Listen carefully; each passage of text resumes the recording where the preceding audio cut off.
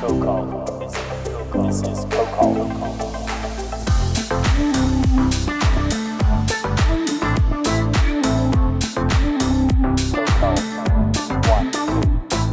Co-called. Welcome to Co-called, another episode here with my beautiful wife, Carolina. Hi We're- everyone. We're here in our studios in Orlando, Florida, in our business, Hi Hello Labs. Yes. If you are like, what is Hi Hello Labs? This is your first time listening. Check out our last video where we talk about the story of us and how all this came about. Yeah. But I'm so excited to be here. I know, it's so great. And if you're on YouTube, just click that subscribe little bell, do all the things, Yes. Like, share, everything. everything. But anyway, we have a really, really important episode today. That is a great word. I was going to say deep and then I was like, but important is good. And the reason we are going to talk about this is because actually you guys have asked us. Yeah. Multiples of you have asked us to talk about this, and we're like, okay, we're listening, then this might be an issue. Yeah. And it's something that we've gone through it I was going to together. say, it made us feel like we're not the only ones. We're not the only ones. So we were like, okay, what have we done and how have we dealt with this topic, and how can we help? Right. So again, no judgment here whatsoever with anyone. So, but this is basically, we're going to talk about healthy boundaries. Yes. And how to set them. Yes. And here's the thing. Okay. I feel like this is definitely more prevalent in Spanish families. And I think just our culture is conducive to this. We're so family oriented, and sometimes that gets in the way a little bit. Especially when you're a newlywed couple and you're still figuring yourselves out, and then you have this big mob of opinions and all the things coming at you. Sometimes those boundaries can get a little blurred. And so that's what I think we want to talk about here today, is just helping you. Again, like Carl says, we're not experts, so this isn't coming from a psychological whatever advice or stance. This is really just our experiences, how we've dealt with it, and what's kind of worked for us. Right. So the first thing is, or essentially it's just a balance that we want to talk about. What are the healthy ways to deal with boundaries and setting boundaries? And then what are some of the unhealthy reactions that we can have towards situations that we could be put in? Right. And this isn't just, direct family. This could be friends. Any outside relationship coming in. Anyone that can have an influence over you, your marriage, your family, your home. Absolutely. So, I think one of the most important things, and right off the bat, is that we've had to learn is learning how to say no. Yeah. My wife was, yes. So I think you've come a long way. I am a recovering people pleaser. For sure. She actually learned how to say no, because before that, it was always yes to everything, anyone.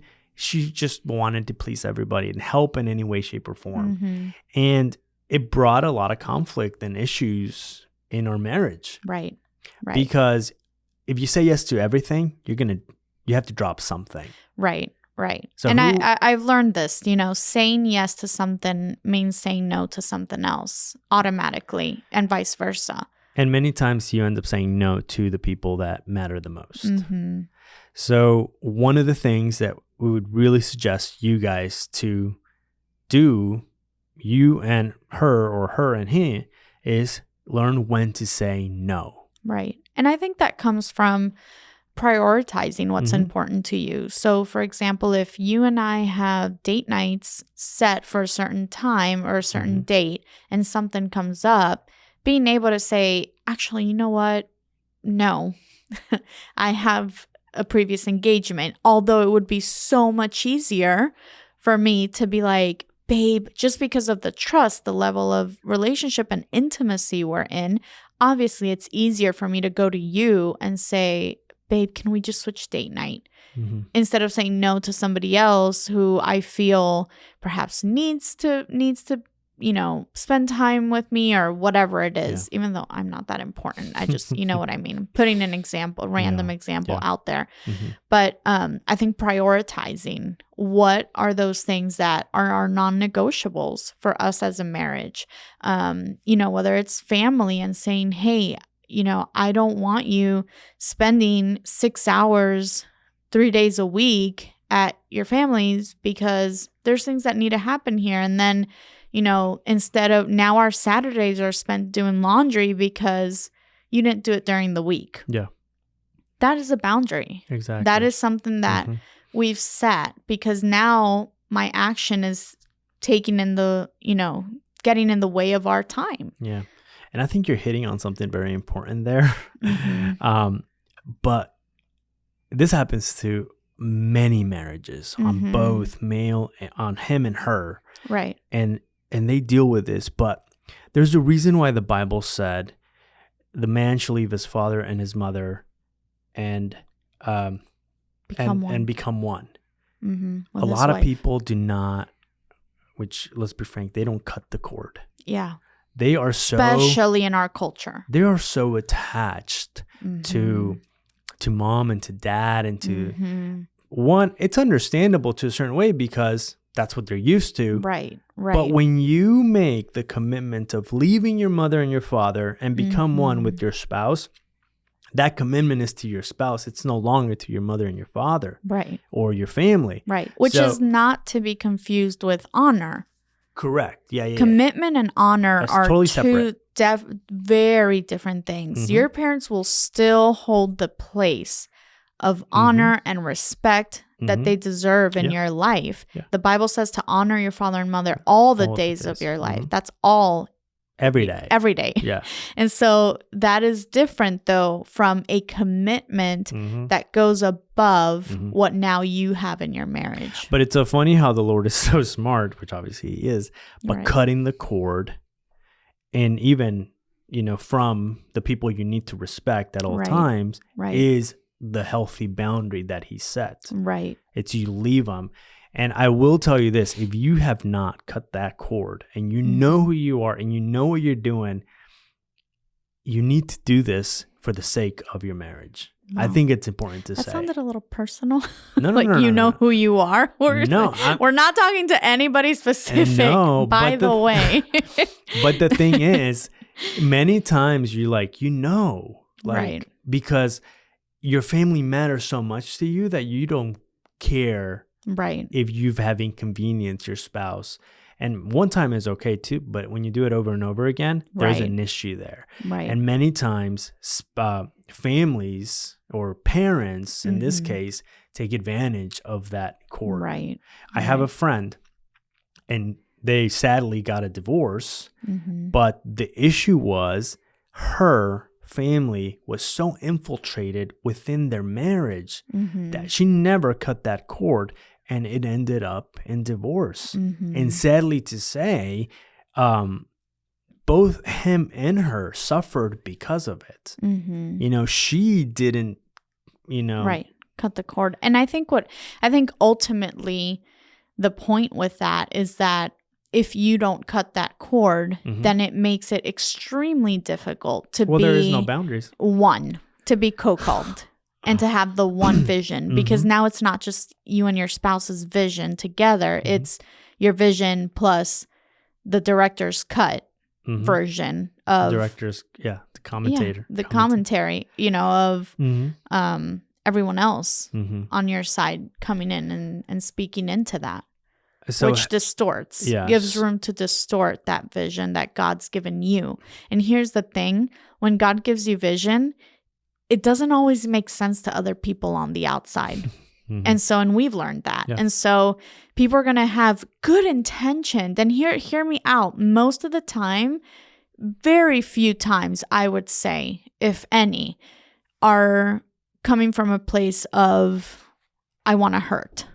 I want to destroy your marriage. I don't think that is the case. I think most times people mean well. Mm-hmm. And so that's why it's, boundaries is tricky because it can become so personal so quick when really it's just a matter of, hey, I just need to set this so that we're all operating in a good place. Mm-hmm.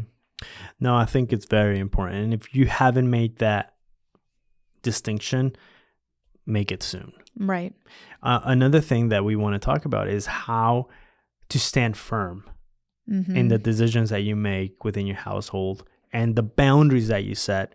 Mm-hmm. But hear me out. Like, don't make the boundary without your spouse. Make the boundaries together. That's so important. Because one thing for me might be, oh, my boundary can be this wide. Right. But to my wife, it has to be like you rein it in a bit. Right. So you have to make and stand firm together. Make sure you agree on that boundary together. And when it comes time to enforcing it together. Mm-hmm. Yeah, absolutely. And then communication. Yeah. This is a big one because I think this is where most people miss the mark. And I wanted to share in Colossians 4:6 gives us the foundation, if you will, or the guideline of how to communicate. And it says, let your speech always be gracious, seasoned with salt, so that you may know how you ought to answer each person.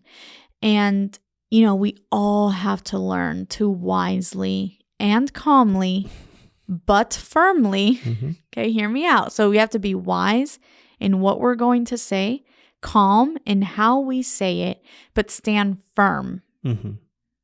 So I think in that standing firm is we're going to follow through with this no.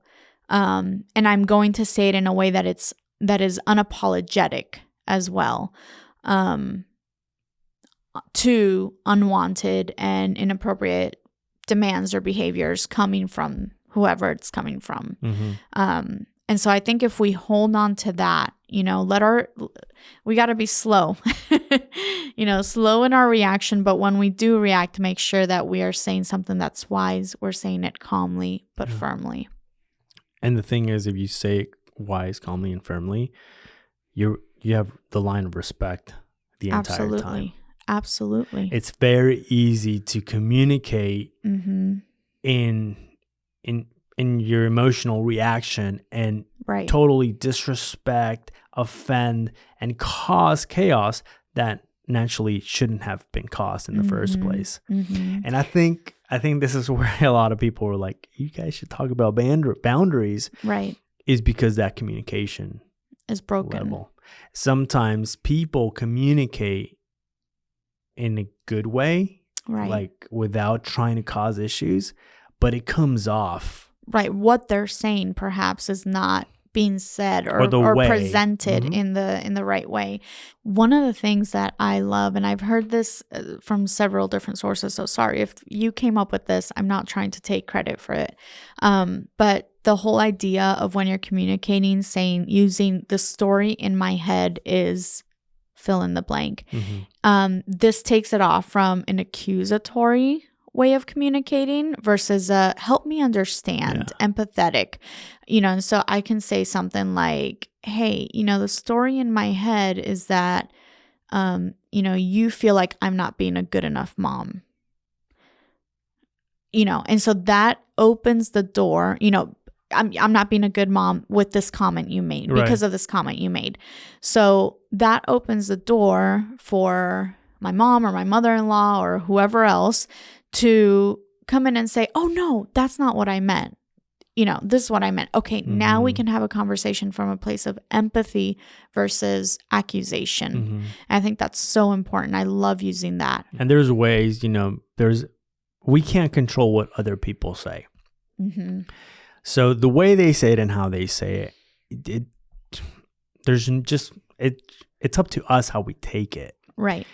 We are emotional beings. Mm-hmm. So we do feel the emotion of like, well, why would they have said this? Or why would they have said that? And it's so hard. And many times we don't say anything. We just swallow it. Mm-hmm. But guess what happens? As soon as this person or family member leaves the house, it's like word vomit all over on like how you feel when you Right. could have easily Just dealt with it dealt with it. and nipped it in the bud. And now deal with it with the people that matter. Right. Because there's people that you probably like, I don't care. Yeah. Like that auntie of mine, I'll probably won't see for another year.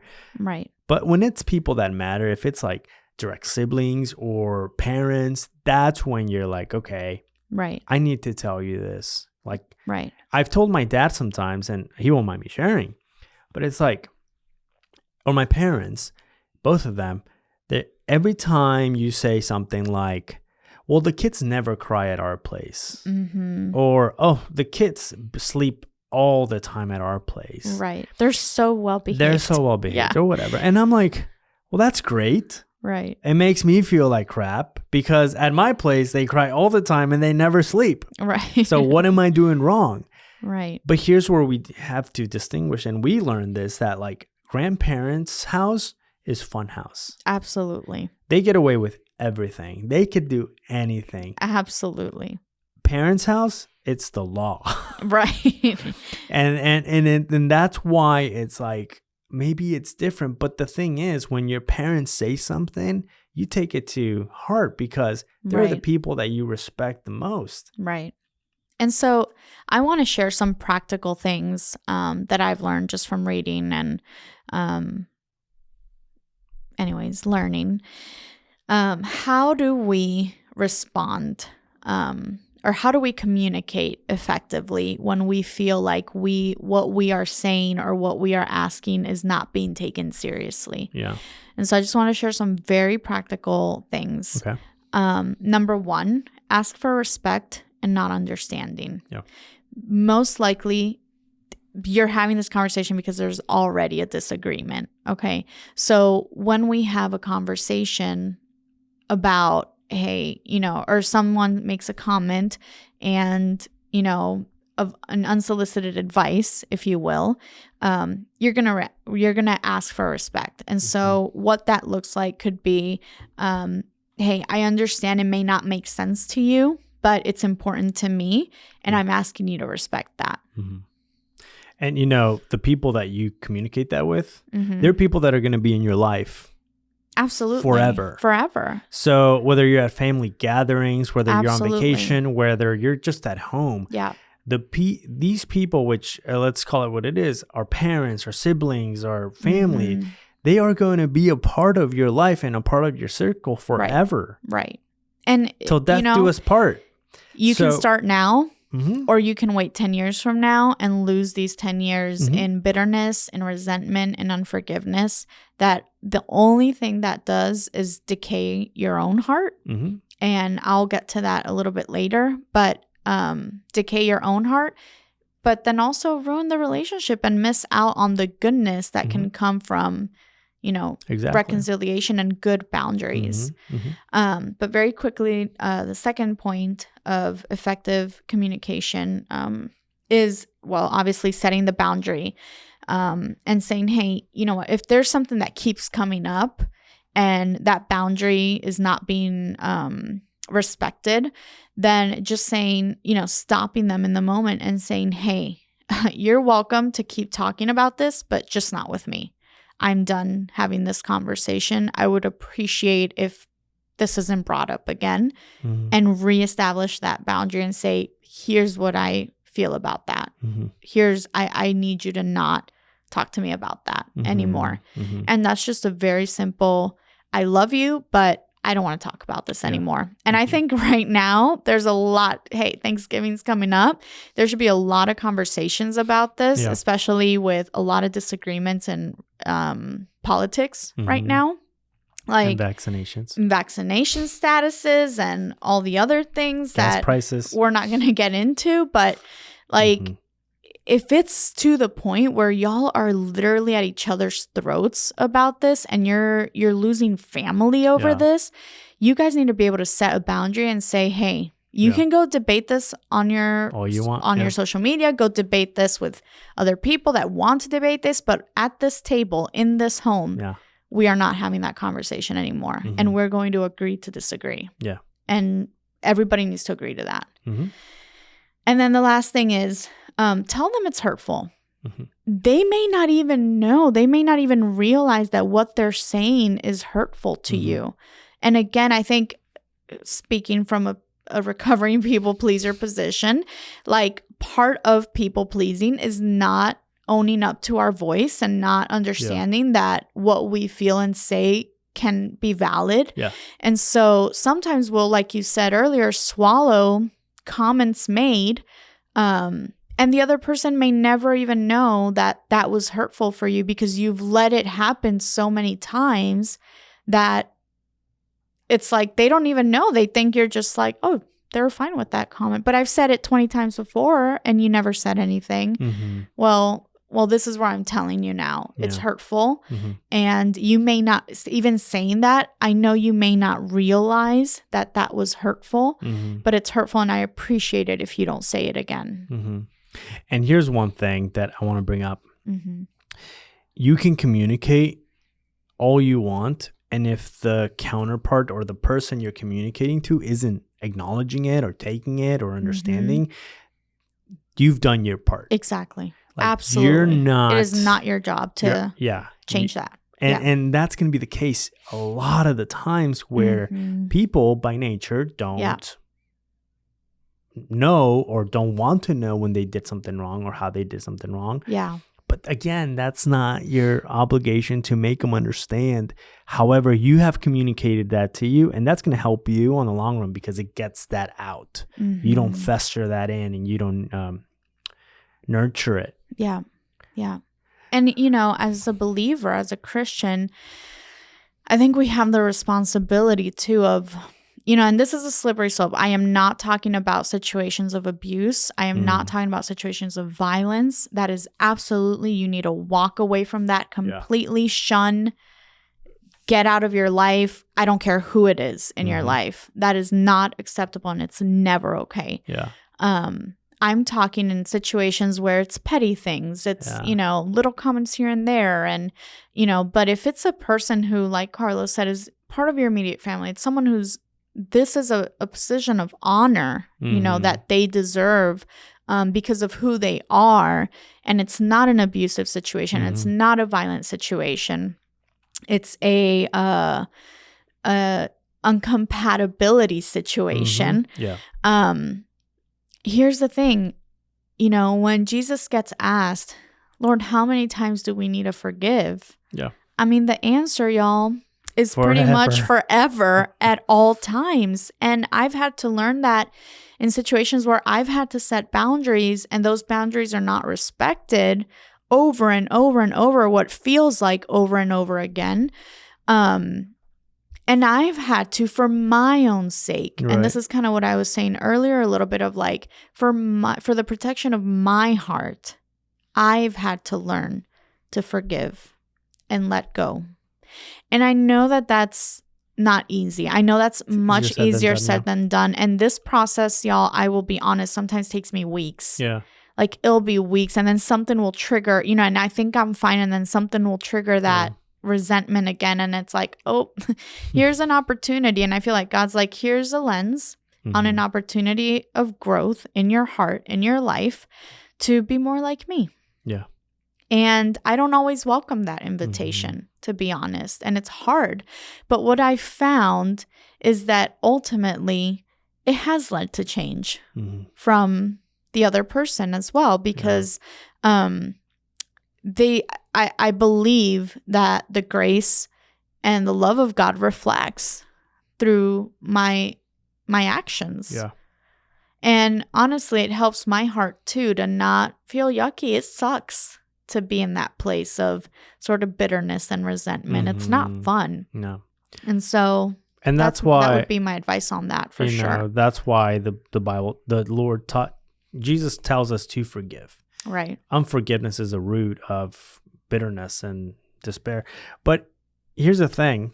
When you communicate and you do it wisely and you respect the people around you, the people tend to start respecting you. Absolutely. Like it's not something that you're like, oh, I'm just giving and I'm not getting anything back. It'll get to the point where they will respect you, and they will respect Absolutely. things that you said in the past, where it's like, for example, we've said, oh, well, we don't want the kids to be up all night, or even, at grandparents' house. And at the beginning, it was hard. I remember at my mom and my dad's house, it was like, it's party galore, and they're just, up all night. So it was like one of those things where I was like, Dad, Mom, like, please. Well, and you have to understand, in my in-laws' defense, they are like the grandparents, like the definition of fun grandparents. I mean, these guys literally put like a full-size tent in our living room once. We went out on date night. And at their living room, that's right, when the kids had to sleep over there. And it was like camping themed, and like the kids loved it. It was amazing. But we have them on a very structured bedtime, and schedule, mainly for Sebastian's sake. And so, that kind of throws them off when they're having all these fun activities they get to do that we don't really do at home. And here's the thing, and I think we can end with this in the sense that boundaries are good. I think boundaries can have such a negative connotation to them, but the reality is that to love someone is to set a boundary, is to love someone, and saying, hey, I love you, I respect our relationship, I respect the place in your life so much that I am willing to put in the work by setting a boundary. I'm willing to put in the work and say, hey, in order for this to work, here's what I need. Yeah. Because I love you and I want this relationship. If I didn't love you and I didn't want this relationship, I would just shun you. And so that is a way to love them. And I wanted to say one thing before, because I know I said it was leaving, but we're not. I do want to say this. I have one more thought I want to is that I know we're like, who's timing us? Nobody. Is that just like we were asking you to stand firm on your no, I want to ask you to honor your yes. And by honoring your yes, specifically honoring it with your heart. Exactly, yeah. If I say that, hey, I'm going to continue in this relationship and, we want you to visit and we want you to be here for this time, or we're going to spend this holiday with you, or I'm allowing you in my house. When that you are with that person, then be with that person in love. Intentionally and in kindness. If, whatever, such and so is here and I'm constantly rolling my eyes, whispering behind their back, or not being hospitable to that person, then what's the point? What's the point? Because at the end of the day, they're getting hurt. They're not stupid. They see how you're acting. You're being resentful and feeding that root of bitterness. And so what's the point? Honestly, if you can't honor your yes, I think you're better off taking a break until you can get your heart into that place. Now, I will let you into a little secret. Your practice makes perfect. And until you don't start putting yourself in those situations, you're never going to get there.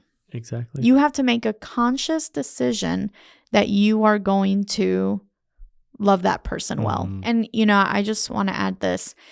Ignoring is not setting a boundary. Yeah. If you ignore and act like nothing's wrong, people aren't stupid. Like, clearly something's off in our relationship. And so I think the mature thing to do would be to reach out and say, hey, here's what's going on. Yeah. Here's what's happening. And if you're not the one to reach out, when someone reaches out, then take the opportunity to say, actually, no, I'm not okay. Without blowing up and saying, hey, actually, you know what? No, I'm not okay. Again, the story in my head is that, this offended me. And you can say, remember 6 months ago when we were at the 4th of July party? Right. I mean, that's kind of come and gone at this point. Right. So anyways, I really hope that this conversation helps people. And you know, we've been through this topic a lot, and we've overcome a lot in this topic too. And without losing relationships. Absolutely, without losing. Quite the contrary. I think I'd say strengthen relationships. And there's still situations that we're still going to go through that we haven't encountered about boundaries. Wait till our kids are teenagers. So it's almost like a never-ending development. You have to strengthen those boundaries year after year after year. Absolutely. So I hope this helps. Yes. It definitely helps us. But again, if you're listening to us on any podcast platform, give us a like, a review. The more you review, the more you like, the more people can actually hear about it. Yes. And two, if you're watching on YouTube, subscribe to our channel, share it on your social media platforms, and let us know, first and foremost, what other topics you'd like to listen to, what other things you'd like us to talk about. Absolutely. Nothing is off the table. Again, this is a podcast for the modern marriage. Yes. And we just want to share our hearts with you guys. Yes, absolutely. I'll let you know that we are going to come out with some Spanish episodes for all those Latinos out there that want us. So stay tuned. Guys, that was the cat in the bag, and now it's out. Surprise! Co-Called Remix coming in. All right. Until next time. We love you guys. Thank you for listening to Co-Called, a podcast for the modern marriage. Find us on Instagram at Co-Called Podcast and share it if you like it.